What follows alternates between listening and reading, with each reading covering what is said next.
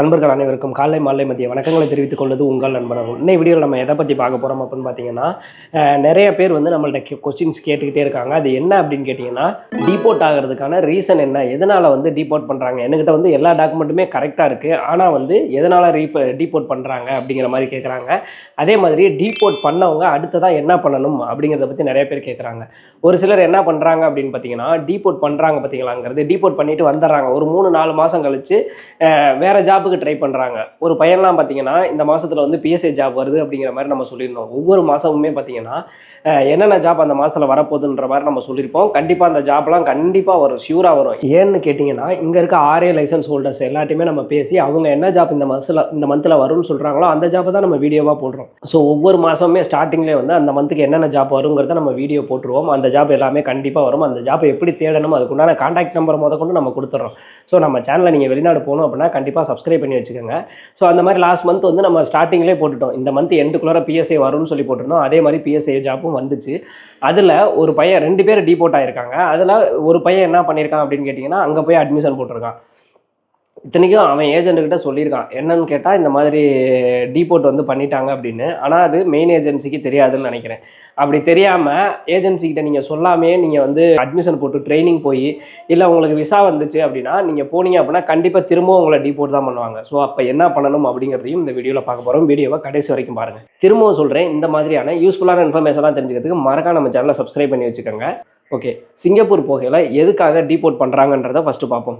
ஒரு 1 or 2 years முன்னாடியெல்லாம் பார்த்தீங்க அப்படின்னா வந்துட்டு டீபோர்ட் பண்ணுவாங்க. யாரை டீபோர்ட் பண்ணுவாங்கன்னா, மோஸ்ட்லி டூரிஸ்ட் விசாவில் போகிறவங்கள டீபோர்ட் பண்ணுவாங்க. அதுக்கப்புறமேட்டு டாக்குமெண்ட்ஸ் வந்து ப்ராப்பராக இல்லை அப்படிங்கிற பட்சத்தில் அவங்களையுமே டீபோர்ட் பண்ணுவாங்க. ஆனால் இப்போல்லாம் பார்த்தீங்க அப்படின்னா இபாஸு, ஒரு சில எஸ்பாஸையுமே வந்து டீபோர்ட் பண்ணியிருக்காங்க இப்போ ரீசெண்டாக. அதே மாதிரி டிஇபி பாஸு, டூரிஸ்ட் விசா அப்படின்னு சொல்லி நிறையா பேரை வந்துட்டு டீபோர்ட் பண்ணிக்கிட்டு இருக்காங்க.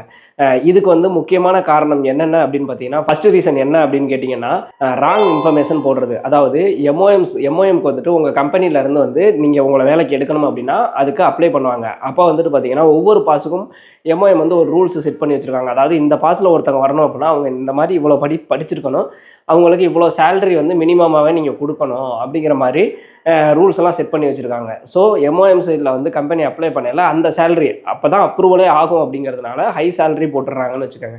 ஆனால் உங்கள்கிட்ட கொடுக்குற சேலரி பார்த்தீங்க அப்படின்னா ரொம்ப கம்மியான சேலரி. அதே மாதிரி பார்த்தீங்கன்னா போஸ்டிங் வந்து தப்பாக போடுறது. இப்போ சாதாரண ஜென்ரல் ஒர்க்கராக போகிறீங்க, இல்லை இப்போ ஒரு வேர் ஹவுஸுக்கெல்லாம் போகிறீங்கன்னு வச்சுக்கோங்களேன். வேர் ஹவுஸில் நீங்கள் ஜென்ரல் ஒர்க்கருக்கு போவீங்க, உங்களுக்கு சம்பளம் பார்த்தீங்க அப்படின்னா இபாஸில் வெறும் 1200 தான் போட்டிருக்காங்கன்னு வச்சுக்கோங்க. ஆனால் ஐபியில் வந்துட்டு கிட்டத்தட்ட $8000 $10,000 வரைக்கும் போட்டிருப்பாங்க. அதே மாதிரி உங்களோட போஸ்டிங்கும் பார்த்தீங்க அப்படின்னா வந்துட்டு மேனேஜரு, வேர் ஹவுஸ் அசிஸ்டண்ட்டு, இந்த மாதிரிலாம் வந்து ஒரு போஸ்டிங் போட்டு உங்களை எடுக்கிற பட்சத்தில் அங்கே வந்து ஆட்டோமேட்டிக்காக வந்து ஐசிஐயில் வந்து உங்களை என்கொயரி பண்ணுவாங்க. ஆட்டோமேட்டிக் டோரே உங்களுக்கு ஓப்பன் ஆகாது. ஸோ உங்களை என்கொயரி பண்ணுவாங்க. அப்போ வந்து நீங்கள் சொன்னது பொய்யான தகவல், கம்பெனி உங்களுக்கு எம்ஓஎம்மில் சப்மிட் பண்ணது பொய்யான தகவல் அப்படிங்கிற மாதிரி தெரிஞ்சிருச்சு அப்படின்னா உங்களை டீபோர்ட் பண்ணிடுவாங்க. இது ஒரு ரீசன். இன்னொரு ரீசன் என்ன அப்படின்னு கேட்டிங்கன்னா, டாக்குமெண்ட்ஸ் வந்து ப்ராப்பராக எடுத்துகிட்டு வராமல் இருக்கிறது. அதாவது ஒவ்வொரு பாஸுக்கும் ஒவ்வொரு டைப் ஆஃப் டாக்குமெண்ட்ஸ் வந்து தேவைப்படும். உதாரணத்துக்கு நீங்கள் NDSL பர்மிட்டில் போகிறீங்க அப்படின்னா உங்களுக்கு பாண்டு பேப்பர் தேவைப்படும்.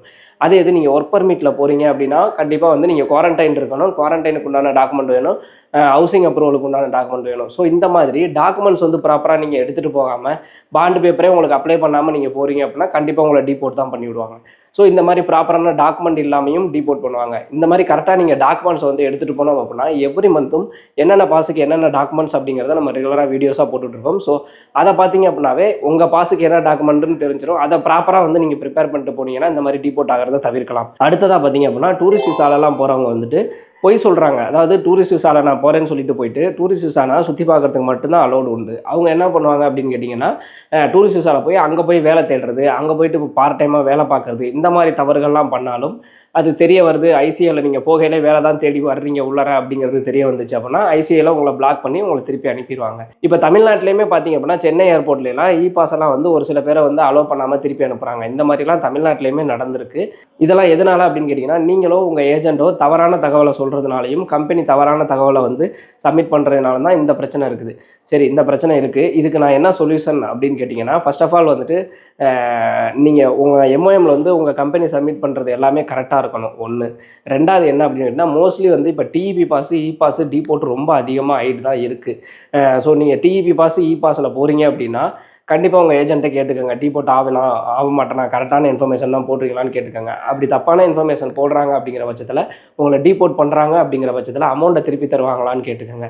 இது எல்லாத்தையும் கரெக்டாக கேட்டுக்கிட்டு நீங்கள் போங்க. ஏன்னு கேட்டிங்கன்னா, ஒரு சில ஏஜென்ட்டுகள்லாம் டீபோட் ஆனவங்களுக்கு அமௌண்ட்டையே ரீஃபண்ட் பண்ணாமல் ரொம்ப ப்ராப்ளம் பண்ணுறாங்க. ஸோ அந்த மாதிரிலாம் சிக்கிறாதீங்க.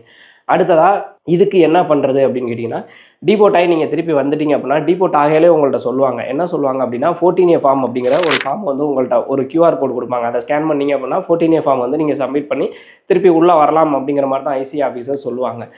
அந்த ஃபார்மை சப்மிட் பண்ணாலே உள்ளே வரலாம் அப்படிங்கிறது கிடையாது. ஓகேங்களா? அதே மாதிரி அங்கேருந்து உங்களை திருப்பி அனுப்பும்போது பார்த்தீங்கன்னா, உங்களோட சார்ஜ், அதாவது நீங்கள் திருப்பி ரிட்டர்ன் வர்றதுக்கான ஃப்ளைட் டிக்கெட்டு, சப்போஸ் நீங்கள் டிக்கெட் வந்து டிலே பண்ணீங்க போடுறதுக்கு அப்படின்னா, அங்கே ஸ்டே பண்ணுறதுக்கான சார்ஜ் எல்லாமே நீங்கள் பே பண்ணிட்டு தான் வர்ற மாதிரி இருக்கும். இங்கே வந்தாது அட்லீஸ்ட் உங்களோட பணமே இல்லைன்னா இங்கே வந்து நீங்கள் பே பண்ணுற மாதிரி இருக்கும். அப்படி பே பண்ணலை அப்படின்னா அதுவுமே உங்களுக்கு ப்ராப்ளம், நீங்கள் பிளாக் லிஸ்ட் தான் ஆவீங்க. அதனால் உடனே இப்படி இந்த மாதிரி பிளாக் பண்ணுறாங்க, உங்களை டீபோர்ட் பண்ணுறாங்க அப்படிங்கிற பட்சத்தில் உடனே உங்கள் ஏஜென்ட்டை சொல்லி ரிட்டர்ன் டிக்கெட்டை உடனே போட்டு நல்லபடியாக வந்து சேர்ந்துருங்க. அங்கேருந்து நீங்கள் வர்றதுக்கு முன்னாடி உங்களோட கைரேகை, உங்களோட ஃபோட்டோ எல்லாமே எடுத்துக்கிட்டு தான் அனுப்புவாங்க. ஸோ நீங்கள் வந்ததுக்கப்புறம் 14A ஃபார்ம் சப்மிட் பண்ணாமல் நீங்கள் போகிறீங்க அப்படின்னா கண்டிப்பாக உங்களை திருப்பி தான் டீபோர்ட் பண்ணுவாங்க. அதாவது நிறைய பேருக்கு வந்து ஒரு விஷயம் புரிய மாட்டேங்குது. எம்ஓஎம் அப்படிங்கிறது வேற. எம்ஓஎம் அப்படிங்கிறது ஒர்க்கர்ஸுக்கு அப்ரூவல் கொடுக்கறதுக்காக இருக்கிற ஒரு அமைப்பு சிங்கப்பூரில். ஐசிஏ அப்படிங்கிறது பார்த்தீங்கன்னா குடிநுழைவு சோதனை சாவடி அப்படின்னு தமிழில் சொல்லுவாங்க. ஸோ அவங்க வந்து உள்ளார வர்றவங்க வந்து யாரெல்லாம் வந்து நாட்டுக்குள்ளே உள்ளே வரலாம், யாரெல்லாம் வரக்கூடாதுன்னு முடிவு பண்ணுறவங்க ஐசிஏ. அதாவது ஒருத்தவங்க உள்ளே வர்றாங்க அப்படின்னா அவங்களால நாட்டோட பாதுகாப்புக்கோ இல்லை சட்டத்திட்டத்துக்கோ எதுவும் பிரச்சனை வரக்கூடாது. அதை ஃபாலோ பண்ணுறவங்க தான் ஐசிஏ. இவங்க 2 பேருமே வேறு வேறு. நீங்கள் டீபோர்ட் ஆகிட்டு வந்தாலும் உங்களுக்கு எம்ஓஎம்ல வந்து எந்த பிரச்சனையும் இல்லாமல் அப்ரூவல் கிடைக்கிறதுக்கான வாய்ப்புகள் இருக்குது. ஆனால் என்ட்ரி ஆகிறது சிங்கப்பூருக்குள்ள ஐசிஏ மூலமாக தான் நீங்கள் என்ட்ரி ஆக முடியும். அப்படின்றப்ப நீங்கள் உள்ளே போகையில் உங்களை பிளாக் பண்ணிடுவாங்க. நிறைய பேருக்கு இது புரியாமல் எனக்கு அப்ளை பண்ணுறாங்க, அப்ரூவல் கிடச்சிருச்சுன்னு அங்கே போகிறாங்க, போனால் திருப்பி அனுப்பப்படுறாங்க.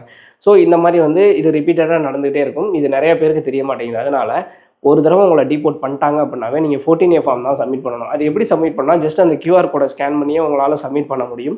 ஸோ அதில் இருக்க இன்ஃபர்மேஷன்லாம் நீங்கள் ஃபுல் பண்ணி சப்மிட் பண்ணிவிட்டு உடனே வரலாமான்னு கேட்டிங்கன்னா அப்படி வரக்கூடாது.